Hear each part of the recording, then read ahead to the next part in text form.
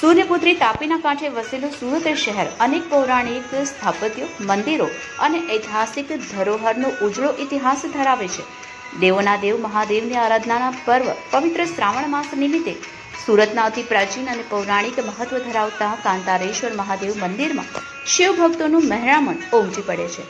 મંદિરનું પ્રાચીન સ્થાપત્ય, શિવલિંગ, જળકુંડ અને નંદી અહીં વર્ષોથી પૂર્વવત સ્થિતિમાં વિરાજિત છે.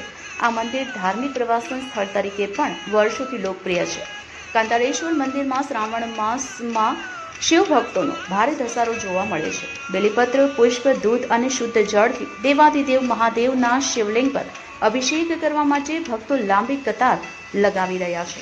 તો સુરત શહેરના કતારગામ સ્થિત કાંતારેશ્વર મહાદેવ મંદિર સાથે અનેક ઐતિહાસિક અને રોચક પુરાતન ગાથા જોડાયેલી છે. તો સુરતમાં અનેક શિવાલયોમાં સૌથી પ્રાચીન કતારગામનું કાંતારેશ્વર મહાદેવ મંદિર છે. તાપી પુરાણમાંથી મળતા ઉલ્લેખ મુજબ કપિલ મુનિએ આ જગ્યાએ યુવાનીમાં તપ કરી સૂર્યદેવને કપિલા ગાયનું દાન આપી પ્રસન્ન કરેલા. સૂર્યદેવે કપિલ મુનિને વરદાન સ્વરૂપે પોતાના તેજ રૂપી શિવલિંગને અહીં પ્રગટાવ્યું હતું. તો પ્રાચીન સમયમાં કપિલ મુનિએ ભાદરવા વદ છઠના દિવસે અહીં તેજોમય શિવલિંગની સ્થાપના કરી હતી. આમ કાંતારેશ્વર મહાદેવ મંદિરમાં એક વિશાળ કુંડ પણ આવેલો છે, જેમાં ઉતરવા માટે પગથિયા બનાવ્યા છે અને કુંડના દર્શનથી લાખો લોકો પાવન થાય છે.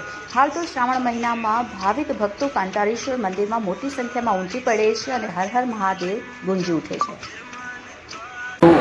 એક મંદિરનું નામ છે એ સ્વયંભૂ લિંગ છે. અહીંયા અગાડી કાંટાળી જંગલોનું ઝાડ હતું, એમાં એક શિવલિંગ હતું. તેમાંથી જે ગાયો ચરાવવા હતી તેમાંથી એક ગાય છૂટી પડી અને આચરમાંથી સંપૂર્ણ દૂધ વહી જતું હતું. ત્યારે એના ગોવાળના શેઠને એમ થાય કે મારા ગાયમાંથી ગોવાળ લોકો દૂધ ચોરી જાય છે એવું સમજતા હતા. એટલે એની પછાડી એકવાર જોવા આવે છે. તો એ જોતાં એમને ખબર પડે છે કે ના, આ તો એની ધારા તો અચાનક પડે. શું છે ત્યાં આગળ, કેમ ધારા પડે છે જોવા માટે આવે છે. એના પગના અવાજથી, પાંદડામાં અવાજથી ગાય ભડકે છે અને ગાયનો પગ સિલિંગ પર પડે છે. સિલિંગ હશે છે અને ગાયની ખરી ઉપસી આવેલી છે. એટલે આ સ્વયંભૂ લિંગ છે અહીંયા આગળ. અને અહીંયા આગળ આ કપિલ મુનિ ભગવાનનો આશ્રમ હતો. આશ્રમ એટલે અહીંયા આગળ અમારતા કપિલ મુનિ ભગવાનના આશ્રમ, કપિલ મુનિ ભગવાનની મૂર્તિ પણ અહીંયા અમે સ્થાપિત કરેલી છે. અને એણે કપિલ મુનિ ભગવાને સૂર્યદેવને પ્રસન્ન કરીને કપિલા ગાયનું દાન કરેલું હતું. એટલા માટે અહીંયા સૂર્યદેવની પહેલી પૂજા શરૂઆતમાં સૂર્યદેવની પૂજા પહેલાં થાય છે. ત્યાં અમારો મહત્વ. આ મંદિરનું મહત્ત્વ અસલ સુરતીઓ જેવા કે ઘાંચીભાઈઓ, ખત્રીભાઈઓ, ગોલાભાઈઓ, એ બધા ભાઈઓનું ખાસ મહત્ત્વ છે. એ લોકો પહેલાં ચાલતા બધા આવીને દર્શન કરતા હતા અને બહાર એક સૂર્યકુંડ છે તેમાં પગ ધોઈને આવતા હતા. અત્યારે એ 2007માં ઘટના બનેલી, તૂટી ગયું હતું રેલ પછી.